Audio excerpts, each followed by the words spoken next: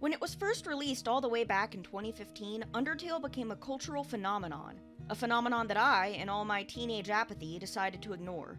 I was sure it was popular for good reason, of course. I was just never interested enough in it to see what all the fuss was about, and for that reason I managed to remain largely unspoiled about any major plot events.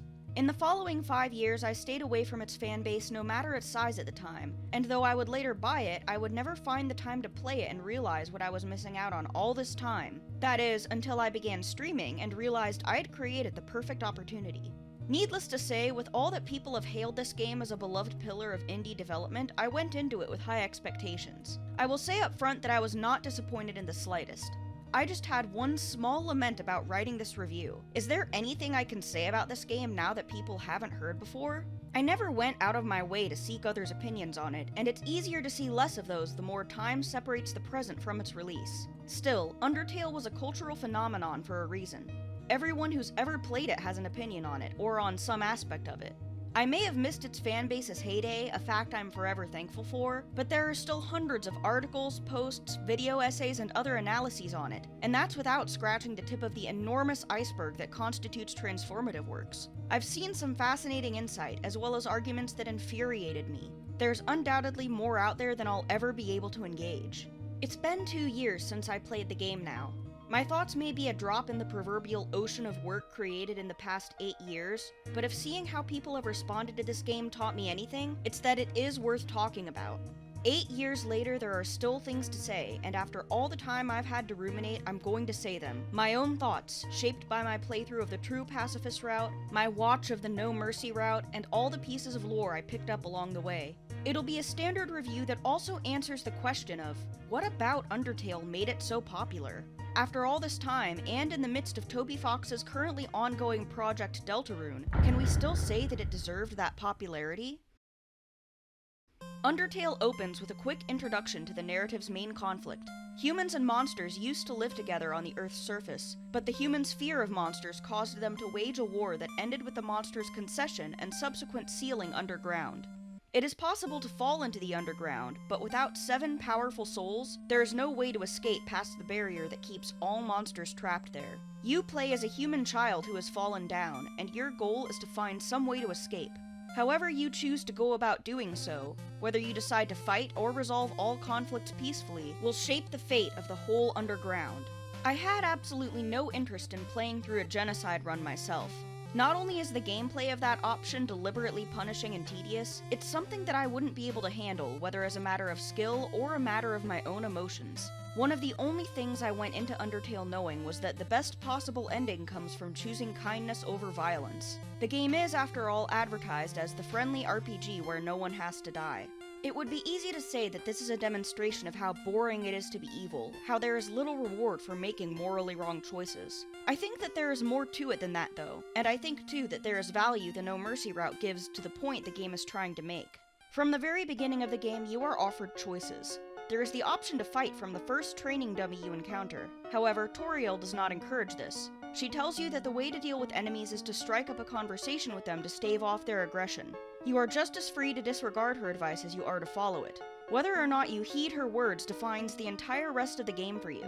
The only way you can get the true pacifist ending is to never kill any monsters, while the only way to get the No Mercy ending is to hunt down and kill every single monster until there are none left. You can change your mind at any point in your playthrough for a neutral ending, but the game makes sure to let you know the consequences of whatever actions you've taken. The average player with no knowledge whatsoever about the game would probably approach it the same way as they would any other RPG. Friends who played it on release have told me that they did as much. They tended to spare the bosses, but would kill upon the occasional random encounter. There's no other way to earn XP after all, and no easier way to make money. They assumed that there would be a need to level up and planned accordingly. The realization that this was not the case, and that they had in fact locked themselves out of the best possible ending due to their ignorance, was a rather nasty surprise, and one that invoked a sour reaction in some. This may have been read as a message that they had done the wrong thing, and now that they'd been tricked into performing unnecessary violence, they would be punished. A notion that I'll address later, as the game's implied moral standpoint is an important takeaway for some. When you've made the decision to go one route or the other at the onset, as I did, the game's tone shifts drastically, and it seems to assume things about the player the further in you get. The pacifist playstyle assumes that you are properly invested in the world around you. You are fine with letting the story pull you along and interested in getting to know the characters. You are not only offered a wealth of opportunities to spend time with and bond with the bosses after peacefully settling things with them, but you are offered a great deal more flavor text and other fun Easter eggs along the way too. The game figures that if you are doing what you have been told, you must care to see these things. You must care about experiencing the game as it was meant to be experienced.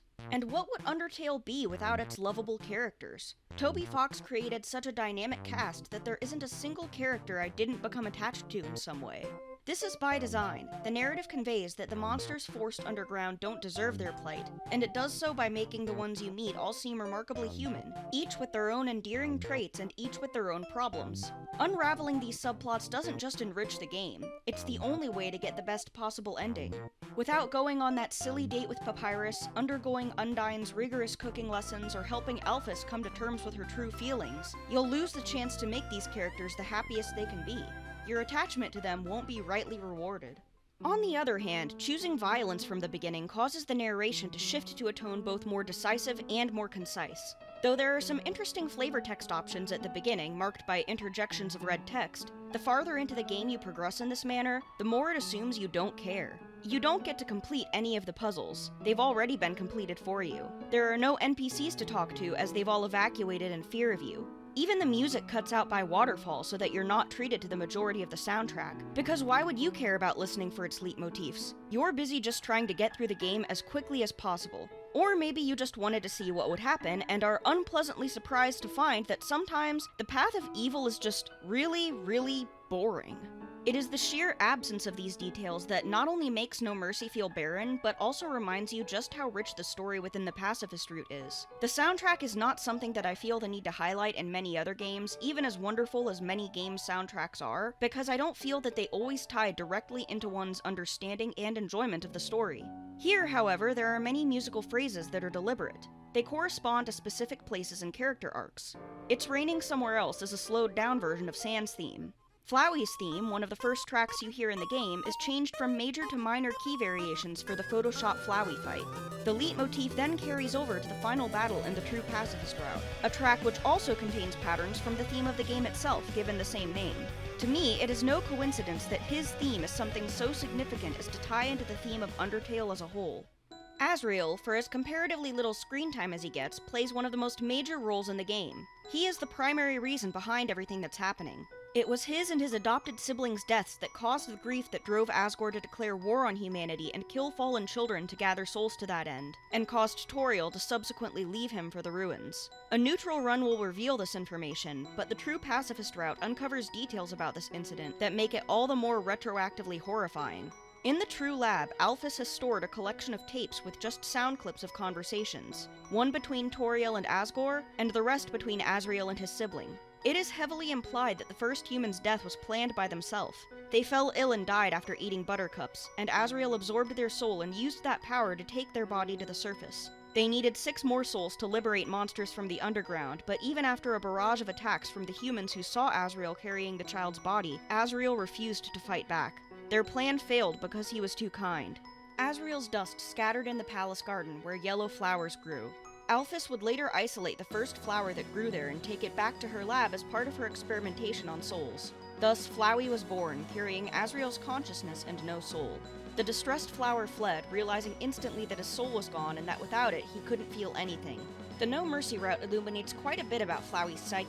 Not only did he possess the power to reset and save timelines as he pleased, but he used that power trying very, very hard to remember how to feel love. He tried being as kind as he'd been before, but it didn't work. And as he gradually turned his focus over to indulging his curiosity for violence, he developed a twisted, bitter worldview that assumed everyone was out to get each other. More than anything, though, he was driven by boredom and intense loneliness. That is, in fact, the reason Asriel became determined to keep the player trapped underground in a permanently sustained time loop. As the fight with Asriel drags on, the souls he's stolen start to resonate within him. He feels their love for each other and for the human, and it causes him to lose the will to fight, much to his own despair. It is revealed that he had been projecting the specter of his deceased sibling onto the player character the whole time. Because he so desperately missed them, he wanted to believe that they'd come back, even though they've long since been dead. When he is defeated, he acknowledges the main character by their real name, Frisk. This will be markedly different from the name you've given the fallen human, because it turns out that that human is not the one you've been controlling up to this point. The fallen human you named, canonically called Kara, is the first human to have fallen underground. The creative decision to offer the player the ability to name a character only to recognize the player-controlled character as a separate entity entirely is a stunning twist that gives both characters involved a profound sense of individuality they wouldn't otherwise have. And Kara does have their own personality, though we see little of it normally. They exist as a foil to Asriel. Both possess the incredible power to manipulate timelines and exist to reinforce Undertale's core message. Asriel was a kind person who became tainted by cruelty with the loss of his soul. Conversely, Kara was a troubled child who hated humanity and had to learn love, in part with the help of monsters. The true pacifist route is arguably integral to both children coming to understand again what love feels like, and the value that exists in being kind to others no matter how you've been hurt in the past. Not everyone has the power or the will to end cycles of violence, but here you do. It is implied in the true ending that Kara has been the story's narrator the whole time, and confirmed in the genocide ending. Kara has been the observer watching Frisk's actions, but with what I believe is minimal interference. They offer more interjections and input when you perform a no mercy run, but they are a distinct presence from you, the player, on a meta level. The fact that you are able to speak with Kara at all at the end of the game proves as much. The fact that you are free to disagree with their deletion of the world, even if your answer doesn't change the outcome, also proves it. Kara awakened the moment you started the game, and though they were able to access save files to rescue Frisk from death, as the Game Over screen suggests, they didn't have any reason to exercise their powers beyond that until you acted in ways that moved them to act too. In fact, at the very end of a true pacifist run, Flowey theorizes that Kara had been trying to stop the abuse of timeline-jumping powers over the course of the entire route. Kara is not evil. Kara is a suicidal child whose core internal conflict is over their own purpose. They traveled to Mount Ebott in the first place because they wanted to die. Later, they gave up their own life in the interest of freeing monsters, the ones who had been kind to them. When that didn't work, they puzzled over why their consciousness had reawakened at all. They didn't know what it was they were meant to do. The difference between the no mercy route and the pacifist route isn't a matter of whether they decide to corrupt Frisk or not out of boredom or any other arbitrary reason. It is entirely a matter of what you, as the player, decide to do. Kara's attitude develops as a consequence of whether you demonstrate to them what love is, or whether your murder spree causes them to realize that there was never any point to their actions beyond the pursuit of power, and thus no point in the world existing anymore. With that in mind, Flowey was no inherently evil being either. Flowey was a child isolated from the same temporal flow as everyone else, forced to live the same reality over and over again entirely alone. That's a horrifying concept for even an adult to comprehend, but for a recently murdered little boy, it was torture. He developed a corrupt and sadistic nature because he had no one.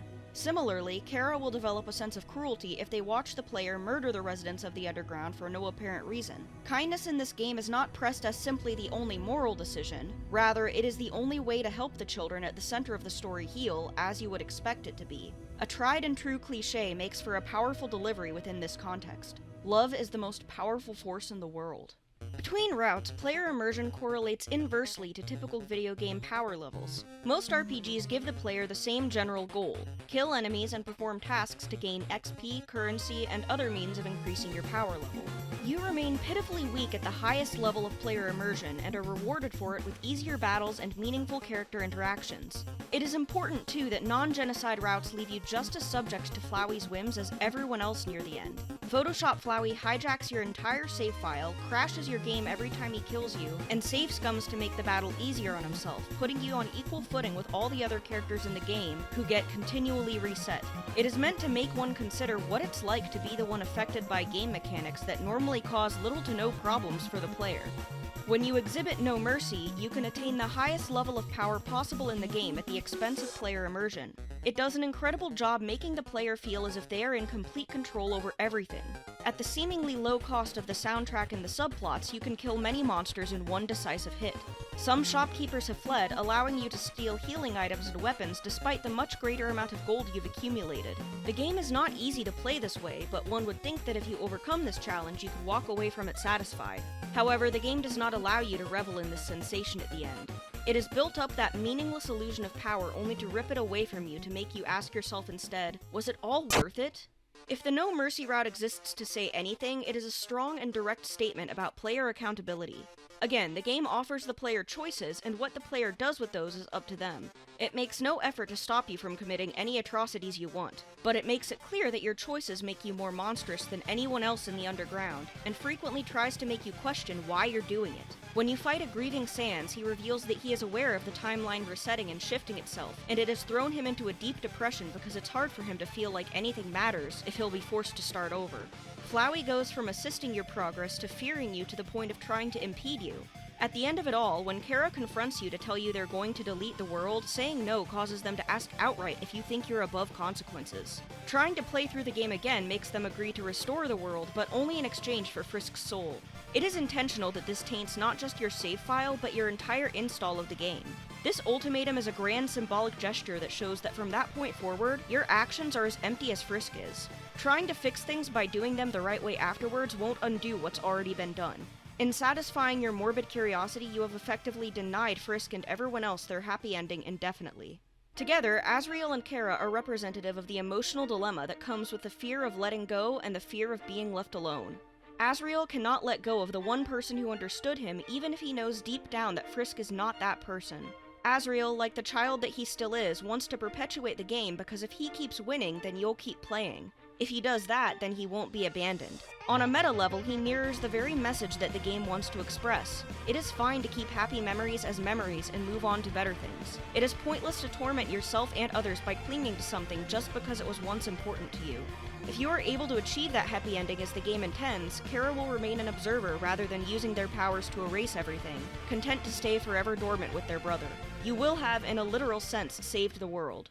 Perhaps the way I'm talking about the genocide ending makes it seem as if I think Toby Fox hates this option and wants to punish players for having the audacity to want to see what happens if they don't do what they're told.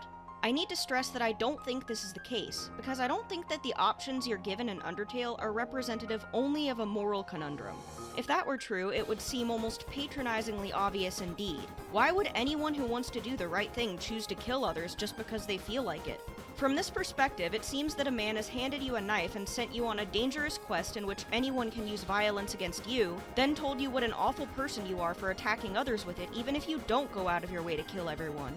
Although there is a moral and emotional bent to Undertale's message, I would argue that the center of the game's argument is a meta one. Toby knows how most RPGs are played. The game itself is a love letter to the medium, with its most famous inspirations being the classic SNES games Earthbound and Live Alive. Violence is central to some games, and that's fine. You have to repay violence with violence in other settings, and that's okay. It is because he knows this that he's asking us to consider the way we tend to approach games as a whole. Do we play them because we want to care for the story and the characters? Do we want to understand why the creators made the game in the first place? Do we just want to have a little fun and be satisfied at the end, or do we willingly make ourselves miserable with the same perfectionist attitude that permeates so many facets of people's daily lives already? Undertale is a game with no achievements because he did not make it for completionists. It doesn't reward people for doing things the hard way just because they can. To be clear, I'm sure he knew that people would test their abilities against the genocide route. He wouldn't have put it in the game otherwise, nor would he have peppered it with pieces of lore not shared in the pacifist route if he didn't want people to see it. He wanted people to try it, and he wanted them to get to the end, even though the game asks them the whole way, "Are you sure? Are you sure? Are you sure?" Without the option for no mercy, Undertale can't make its central message clear. The option for complete non-violence is meaningful because you could at any point turn to violence, even without total genocide, just for the sake of convenience. Some may feel that the game is trying to spite them by making genocide and even neutral runs seem less rewarding, but I think that the narrative turns are natural and believable consequences to the player's actions. They're not malicious. They're asking you how you feel and if you have the will to keep pushing down your current path as things stand. The game tests players from very early on as Toriel, to see if they have the willpower, the determination, if you will, to take actions that don't feel good. It tells you every step of the way too, you don't have to do this. It is because your choices comprise the core of the game that the narrative turns in Deltarune, by contrast, are so interesting. Every choice you make in Undertale, even beyond the foremost kill or don't kill question, matters in some way.